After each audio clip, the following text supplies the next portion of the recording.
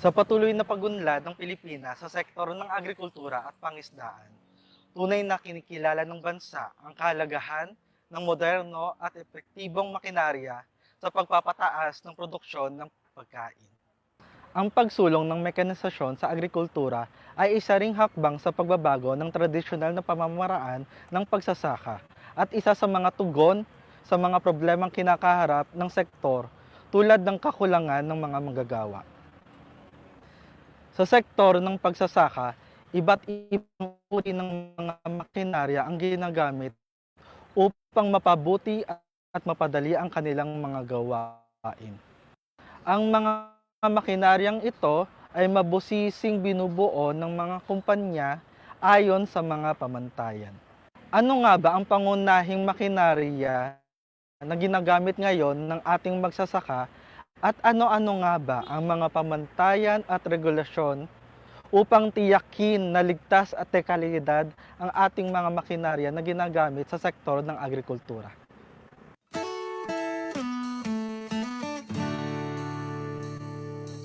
Halina at samahan nyo kami sa Babs TV Episode 6, Pamantayan at Regulasyon, Kaagapay sa Pag-unlad ng Mekanisasyon sa Agrikultura.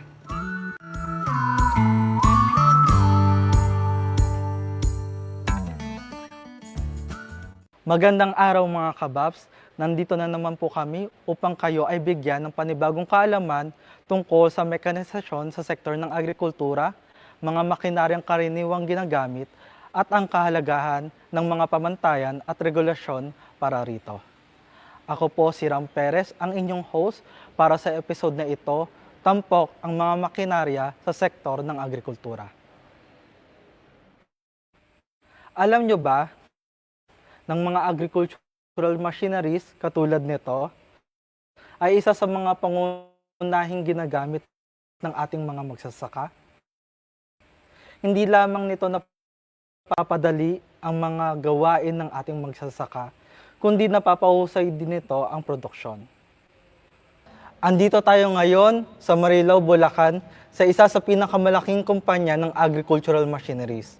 Makakasama natin si Sir John Miñique, ang Sales at Marketing Supervisor ng Yanmar Philippines Corporation, upang ibahagi sa atin ang procurement at market situation ng ating agricultural machineries. Magandang araw po, Sir John. Magandang araw. Ayan. So, ilang taon na po kayong nagsusupply ng agricultural machineries po? At ano-ano pong makinarya ang inyong sinusupply? Ang Yanmar Philippines Corporation or YPC ay may 9 na taon nang nagsusupply ng agricultural machineries sa Philippine market. Nagsimula sa combine harvester, 4-wheel tractor at transplanter. Unti-unting lumawak sa pagdaan ng panahon. Ang YPC ay may malawak na pagpipilian pagdating sa agricultural machineries. Para sa 4-wheel tractors, meron kaming 39, 51, 57, 90, 105 at 110 horsepower. Meron ding direct rice and corn seeders na attachment para sa 4-wheel tractors. Para sa rice transplanter, meron din kaming walk behind at ride on types. Ang combine harvester ay maaring kabitan ng corn kit upang magamit din para sa mais. Merong 2 klase ng combine harvester. Ito ang AW model na may conventional na lever type control at ang YH model na may steering wheel control na may full drive system. Meron ding iba't ibang implements and attachment para sa tractor tulad ng front dozer, polyplow, sugarcane planter, at marami pang iba. Para naman sa post-harvest processing, meron din kaming grain dryer. Sino-sino po ang kadalasang bumibili at sinusupplyan po ninyo ng agricultural machineries? Sumasali rin po ba kayo sa procurement po ng gobyerno pagdating po sa agricultural machineries? Ang YPC ay isang importer at distributor. Ang dealer nito ay ang Adamco. Ang mga agricultural machineries ay sinusupply sa commercial market at mga government procurements. Ang Adamco bilang isang Yanmar dealer ang sales. channel para sa parehong market. Anong mga areas o rehiyon ang kadalasan sinusuplayan nyo at anong mga makinarya ang madalas po ninyong nailalabas or naibebenta? Ang makinaryang Myanmar ay mabibili sa lahat ng Adamco branches nationwide. Combine harvester, mid-size four-wheel tractors, at rice transplanters ang pinaka-popular na makinarya dahil halos kalahati ng lupang pang-agrikultura sa Pilipinas ay ginagamit para sa palay at mais. After nyo po itong mailabas or maibenta sa merkado, lalo na po sa mga government agencies, ano-ano po yung mga ginagawa ninyo para masigurado po na may tamang kaalaman ang inyong mga kliyente or end user sa paggamit po ng inyong makinarya? Bilang isang distributor, si YPCI patuloy na nagbibigay ng training kay Adamco para improve ang kaalaman at kalidad ng after-sales service. Ang Adamco naman ay nagtuturo ng basic operation and maintenance. Training sa customers kapag i-deliver ang kanilang makinarya. Alinsunod sa requirements ng PNS BUFS 192-2024 para sa after-sales service guidelines. Bukod dito, nag-i-schedule din ng service caravan ang YPC at Adamco upang mapanatili ang good working condition ng mga makinarya bago ito gamitin sa bukid. So sir, nasabi niyo naman po ang PNS. So aware naman po kayo sa Philippine National Standards or yung ating tinatawag rin na Philippine Agricultural Engineering Standards. So, sir, paano niyo po nasisigurado na ang mga makinarya na inyong nilalabas or binebenta ay sumusunod po sa pamantayan ng mga ito? Opo, kami ay may sapat na kaalaman patungkol sa PNS o PABES dahil ang mga technical documents na ito ang aming sinusunod sa pamantayan para masiguro ang kalidad ng makinarya na aming sinusupply. Ang YPC ay meron ding Agriculture and Biosystem Engineer na may sapat na kaalaman sa kakayahang intindihin ang nilalaman ng PNS o PABES. Bilang isang responsableng importer at distributor ng makinarya dito sa Pilipinas, kami ay lubos na gumagalang sa batas, lalo na sa RA 100601 o ang Agricultural and Fisheries Mechanization or AFMEC law na nagsasaad na ang isang agricultural and fishery machinery ay sinasabing substandard upang ito ay non-compliant sa PAES at government set standards. Kaya naman, sinisikap naming kunan ng Certificate of Conformity or COC galing sa Bureau of Agricultural and Fisheries. Engineering o BAFE, ang bawat isang makinarya ng YPC upang siguraduhin ito ay sumusunod sa PNS o PABES at iba pang government standards. Kaakibat din nito ang pagpapatest ng aming mga makinarya sa Agriculture Machinery Training and Evaluation Center or AMTEC. Ito ang ilan sa aming mga hakbang upang hikayatin ang lahat ng aming makinarya ay sumusunod sa pamantayan dito sa Pilipinas. Ano-ano po yung mga ini-import nyong makinarya ng inyong kumpanya po? Ang YPC ay may malawak na pagpipilian pagdating sa agriculture machinery. Para sa four-wheel tractor, meron ding 39, 51, 57, 90, 105, and 110 horsepower. Para sa transplanter, meron ding walk-behind and ride-on types. Meron ding direct rice and corn seeders na attachment para sa four-wheel tractors. Ang rice combine harvester ay maaring kabitan ng corn upang magamit din ito sa mais. Meron ding dalawang klase ng combine harvester. Ito ang EU model na may conventional na lever type control at YH model na may steering wheel. And meron din tong full drive system.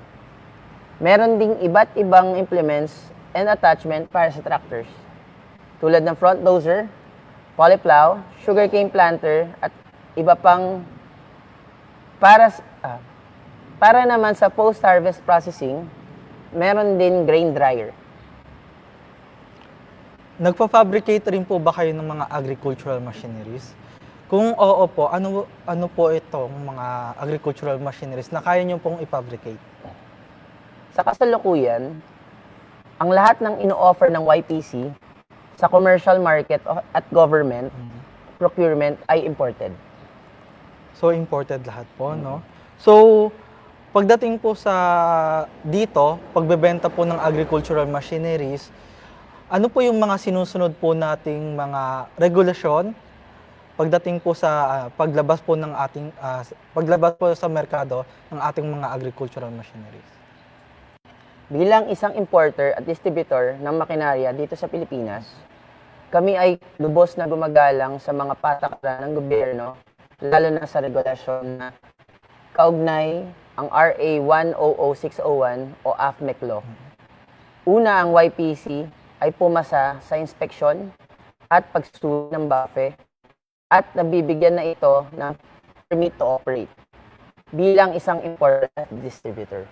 Pangalawa, YPC ay bigyan din ng accreditation ng National Agricultural and Fishery Machinery, Assemblers, Manufacturer, Importer, Distributor, and Dealers Accreditation and Classification o NAMDAC. Board bilang isang large importer and distributor. Pangatlo, ang YPC ay patuloy na sinisigurado ang kalidad ng bawat makinarya nito sa pamamagitan ng pag-secure ng Certificate of Conformity galing sa BAFE. Ang COC ang nagpapatunay na sumusunod sa PNS, PABES at iba pang government set standards ang mga ibinibentang makinarya. Kalakip nito ang pagpapasuri ng mga makinarya sa AMTEC.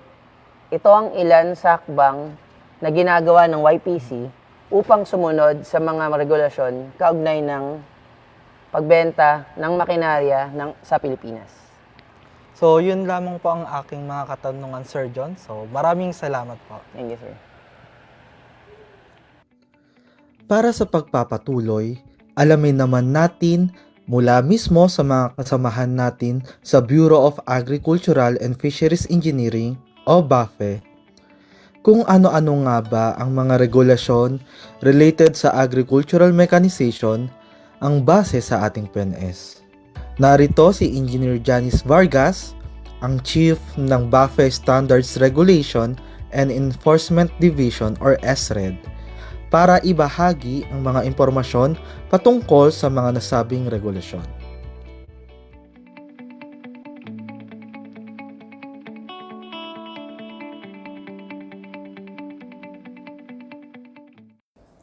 Ang Bureau of Agriculture and Fisheries Engineering ay binigyan ng mandato under Section 24 ng Republic Act 10601.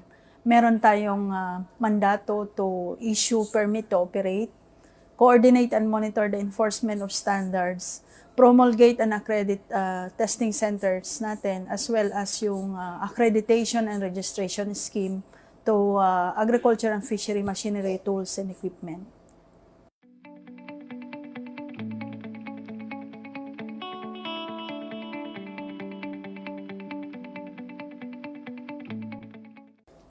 So ganito yung ginawa namin nung una. Kasi in the absence of a list which will provide the guidance for users what is agricultural and what is industrial, we have discussed it with several agencies para malaman namin ano talaga yung re-regulate namin. So nung nalaman namin ng mga household equipment ay nare-regulate na ng DTI, tinanggal na namin kagad yun sa listahan, as well as those regulated by other agencies. And we come up with a list as basis for the agricultural, industrial, and household equipment. So lahat ng na-classify natin doon na agricultural, yun lamang yung nire-regulate natin. So that walang redundancy pagdating sa implementation with other agencies.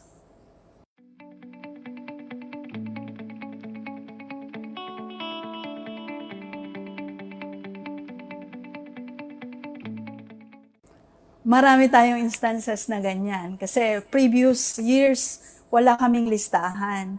What we have is just to rely with the provisions of ACMEC law that all agriculture and fisheries machinery shall be compliant with Philippine national standards. And then later on, after discussion with government agencies na may mandato, same with us, we are advised to come up with the list. So yon, nung nilabas namin yung list na yon, yun na yung naging basehan ng lahat, reference sa paggawa ng mga purchase requests, sa paggawa ng mga technical specifications, even sa aming regulations, yun na lang yung ginagamit namin.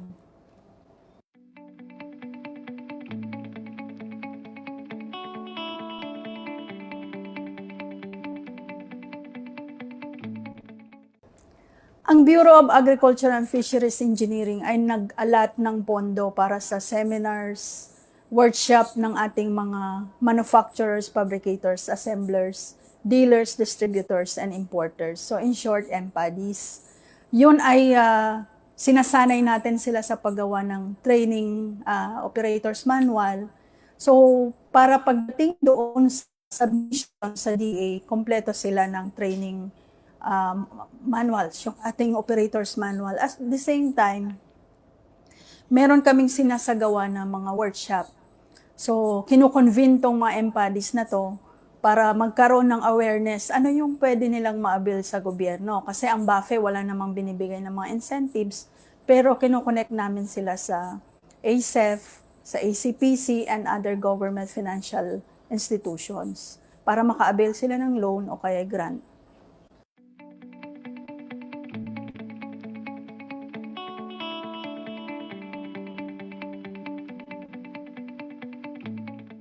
Ang mga regulasyon ng BAFE na nakabase sa PNS or yung Philippine National Standards, meron tayong National Guidelines on the Issuance of Certificate of Conformity. And yung kasama po doon yung ating after-sales service. So pag nag-issue kami ng CC, yung tinatawag naming Certificate of Conformity, ang ginagawa namin basihan yung Philippine National Standards. So for example, traktora. May isang MPADI na nag-apply for CC ng traktora. Ang basihan namin ay yung Philippine National Standards for Tractors. So, kakibat nun yung evaluation ng ating after-sales service. Meron din tayong existing na Philippine National Standards nun.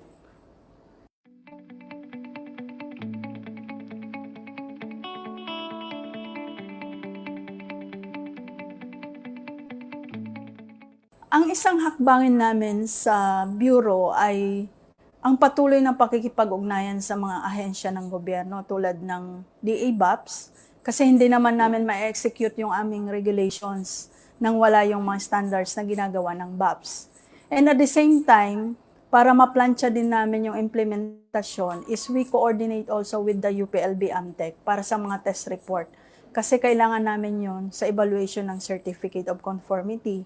And patuloy din yung pakikipag-coordinate namin sa ibang ahensya para matulungan din ating MPADIs sa kanilang mga pangangailangan. Dahil naniniwala kami na hindi naman BAFE lang ang dapat kumilos para sa agricultural mechanization sa ating sektor. At nagbabalik po tayo para talakayin naman kung paano tinetest at in-evaluate ang isang makinarya gaya ng traktora. Sa pamamagitan ng Philippine National Standards or Philippine Agriculture and Biosystems Engineering Standards na methods of test para sa four-wheel tractors, sinusuri at sinusubukan ang makinarya kung sila ay sumusunod sa kinakailangang pamantayan. Ito ay upang matiyak na ligtas at epektibo ang kanilang paggamit.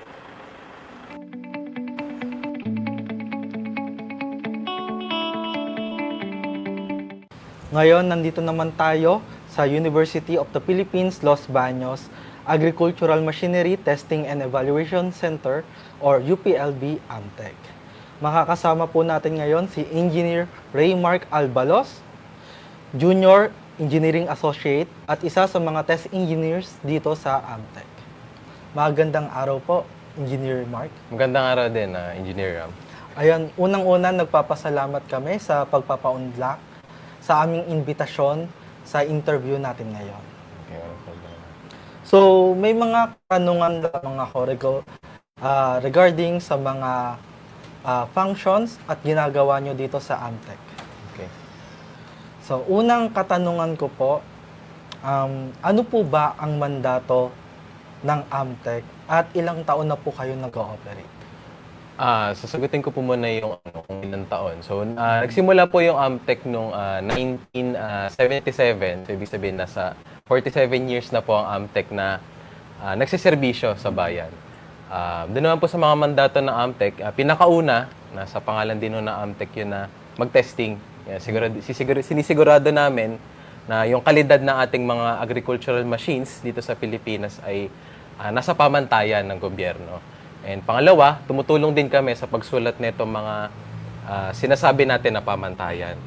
At pangatlo, yung mga resulta ng aming mga testing and evaluation ay pinapublish din namin para malaman ng ating taong bayan, especially ng ating mga farmers, kung ano yung kalagayan ng mga makinarya natin dito sa Pilipinas.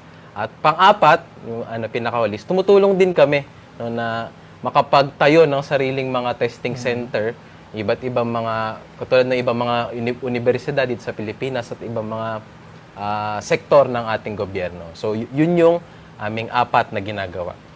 Ayan, nabanggit po ninyo na nagtitest kayo. So, ang tinetest po ninyo ay mga agricultural machineries, tama po ba? Yep, oo. So, ayan. So, paano nyo po ito tinetest, yung mga ating agricultural machineries katulad ng traktora? Sa traktora, sa lahat naman ng ating agricultural machines, meron tayong tinatawag na Philippine National Standards or PNS and Philippine Agricultural and Biosystems Engineering Standards. So, yun yung ginagamit namin na pamantayan tsaka basehan kung paano namin tinitesting yung mga machine. So, katulad ng mga tinitesting namin dito lahat sa Amtech, yun yung ginagamit namin na basehan. Itong pamantayan na to o regulasyon ay sinulat din ng mga ating mga eksperto o yung mga tinatawag natin na primarily, no, yung pinakauna dito yung ating mga agricultural engineers or agricultural and biosystems engineers. So, yun yung basehan namin, katulad ng mga setup namin sa baba, ng mga methods namin kapag nagte-testing sa field, yun yung ginagamit namin sa lahat. Since patuloy yung pag-advance ng ating teknolohiya, paano kaya yung mga agricultural machineries, lalo na yung mga emerging technologies na wala pang PNS or PABES, paano nyo po ito tinetest? Okay, pagdating naman sa mga ganon, so totoo naman na napakabilis ng pag-advance ng ating mga agricultural machines dito sa Pilipinas. Kapag ganon naman yung sitwasyon, ang ginagamit namin na parang pamantayan sa testing ay meron kami tinatawag na Amtech methods of test. No? So yung Amtech methods of test, isinulat din to ng mga eksperto dito naman sa Amtech. So dito sa Amtech, meron din kami mga batikan na test engineers. Sila yung nagsusulat na itong mga methods of test na to. Pero basihan pa rin nito ay yung mga existing natin na standard. So ibig sabihin, kung meron kaming nakita na pwede naming magamit doon sa mga nag-exist na o meron na tayong mga standards, kinukuha namin yun and then pinagtagpi namin para makabuo kami ng testing procedures na pwedeng gamitin doon sa mga makabago, yung mga bago natin na teknolohiya sa agrikultura. Ganun yung ginagawa namin. Ayun, so nagtetest nga kayo ng mga agricultural machineries, lalo na traktora. Pwede nyo ba kaming bigyan ng kaunting detalye kung paano nyo tinetest specific yung traktora na base sa mga provisions sa ating PNS or Philippine National Standards? Okay. Bali sa traktora, no, napakahalagang parte yan, no, sa agrikultura dito sa Pilipinas. So, base sa PAES o sa PABES, nahati ito sa apat na testing, no. Pinakauna, speed and turning test, no, sa traktora. Dito natin malalaman kung tama ba yung bilis ng traktor at kung tama yung pagliko niya. Kasi napaka-importante nito para sa farmers, lalo na kapag nasa field na. Pangalawa, ito yung isa sa mga pinaka-importante na parte ng performance ng traktora. Ito yung tinatawag natin na power test, no? Dito natin kinukuha yung rotational power sa traktora na pwede nating magamit sa field kapag nag-aararo na tayo, no? Ito meron tayo dito sinusunod na 85% na power na nanggagaling sa makina papunta dun sa power take-off nung traktora. Yun yung testing natin na pangalawa na napaka-importante. Pangatlo, meron tayong tinatawag na hydraulic lift. Dito natin sinusubukan kung gaano kalakas ba yung traktora pagdating naman sa pagbubuhat ng mga implement. No, napaka-importante din nito kasi kung mabigat na yung implement, hindi na din magagamit ng traktora. At panghuli, yun yung tinatawag natin na draft test. Dito naman natin sinusubukan kung gaano kalakas yung paghila ng traktora doon sa implement. Ito yung pinaka-importante na function ng ating traktora, lalo na kapag feed. Kasi ang main function ng traktora ay paghila ng ating mga implement. No? Doon naman sa setup noon, patuloy din yung ginagawa or efforts ng Amtech sa pagpapaganda ng aming mga setup. Katulad nga niya, nasa loob ng Universidad ng Los Baños, UP Los Baños. Nakikipagtulangan kami sa mga estudyante, sa mga eksperto, sa mga profesor para mapaganda pa namin at ma-improve yung aming mga setup. Katulad na especially sa ngayon yung aming draft force test. Ayun, sa ngayon, yun yung mga testing na ginagawa namin sa traktora.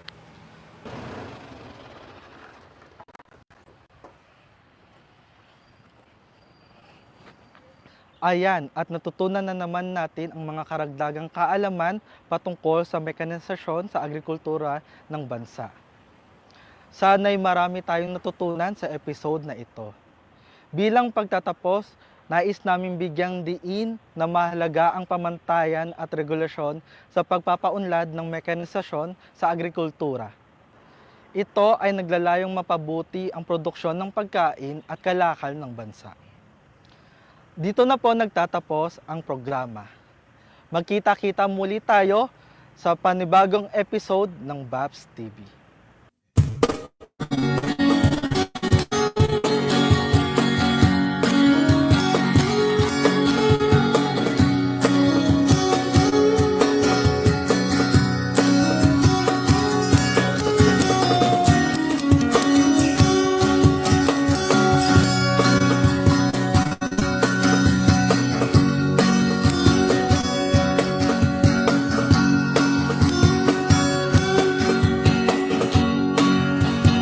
Binubuklod ng iba't ibang hangarin,